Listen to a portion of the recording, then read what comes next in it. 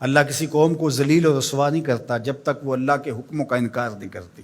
قومیں رسوا اور ذلیل تب ہوتی ہیں جب اللہ کے حکام سے رخ پھیریں اور اعراض کریں، پھر قوموں کو پیس کے رکھ دیا جاتا ہے۔ ماضی کے اندر جو قوموں کو عذاب دیے گئے تھے وہ حصی تھے، اور حضور علیہ الصلوۃ والسلام کے بعد جو عذاب آتے ہیں وہ حصی نہیں ہیں، وہ معنوی ہیں۔ ماضی کے اندر جو قوموں کو عذاب دیے گئے، ان پہ پتھر اترے، ان کے اوپر جو چوہوں کا عذاب آیا، ان کے اوپر مینڈکوں کے عذاب آئے، طوفان آئے، ڈبو دیے گئے، ان کی شکلیں مسخ کر دی گئی، خنزیر اور بندر بنا دیا گیا، مختلف صورتوں میں تبدیل کر دیا گیا۔ لیکن اس امت میں ایسا نہیں ہوگا، مسخ حقیقی نہیں ہوگا، مانوی مسخ ہوگا۔ مطلب کیا کہ حقیقی مسخ تو یہ ہے چہرے بدل جائیں، مانوی مسخ ہے چہرے نہ بدل جائیں، سوچ غلط ہو جائے۔ یہ ہے مسخ مانوی، اندر بدل جائے، اور وہ عذاب مانوی ہوگا، اور اس عذاب مانوی کی صورت تشتت ہے، افتراق ہے۔ قومیں جب افتراق میں مبتلا ہوتی ہیں تو یہ اللہ تعالیٰ جل شانہ کی ناراضگی کا روپ ہوتا ہے۔ اللہ تعالیٰ جل شانہ جب کسی سے ناراض ہو جاتا ہے تو ایک تو اس قوم سے، سورہ یاسین کا ابتدائیہ دیکھیے، جب حبیب النجار نے آ کے ان دو فرستادگان کے لیے کہا تھا کہ یہ اللہ کے فرستادہ ہیں اور تم سے مانگتے کچھ نہیں ہیں، اور تم ان کو قتل کے درپے ہو گئے ہو، لیکن انہوں نے حبیب نجار کو بھی دھر لیا، اور پھر نتیجہ کیا ہوا کہ ان کو بھی شہید کر دیا، اور جو فرستادگان الہی آئے تھے، پیغمبر آئے تھے، ان کو بھی شہید کر دیا۔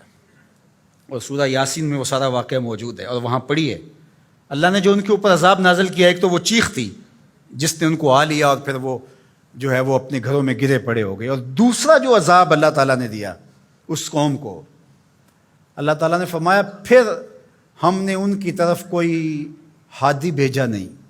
ذرا غور کیجئے، یہ باریک عذاب ہے، یہ مانوی عذاب ہے۔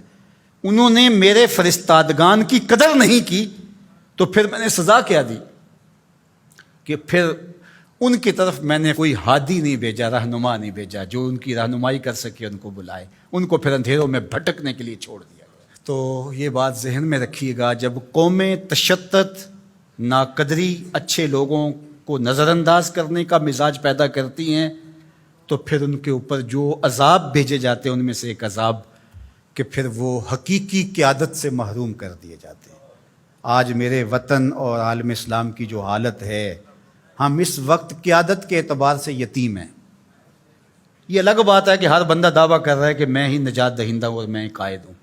مذہبی لوگ بھی، سیاسی لوگ بھی، سب کہتے ہیں کہ میرے بغیر تو چرخ کا پہیہ ہی نہیں گھوم سکتا، میں ہی سب کچھ۔ لیکن حقیقی طور پہ اگر دیکھیں تو یہ امت بے امام ہے۔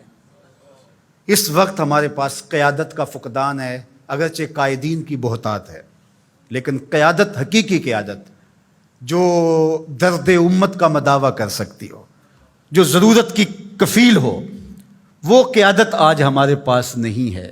اقبال نے بھی کہا تھا، اٹھانا پھر کوئی رومی عجم کے لالہ زاروں میں، وہی آب و گل ایران، وہی تبریز ہے ساکی۔ اور دوسرے مقام پہ یہاں کے حالات کا، چمن میں رخت گل شبنم سے تر ہے، سمن ہے، سبزہ ہے، باد سحر ہے، مگر ہنگامہ ہو سکتا نہیں گرم، یہاں کا لالہ بے سوز جگر ہے۔ یہ سزائیں ہوتی ہیں قوموں کو کہ ان کے اندر پھر حقیقی قیادت کو اٹھا لیا جاتا ہے، پھر قوم بھٹکنے کے لیے چھوڑ جاتے ہیں، پھر مختلف جتھوں کے ہتھے چڑھ جاتی ہے۔ اور آج جو ہے ہمارے ساتھ ہو رہا ہے وہ کسی سے مخفی نہیں ہے۔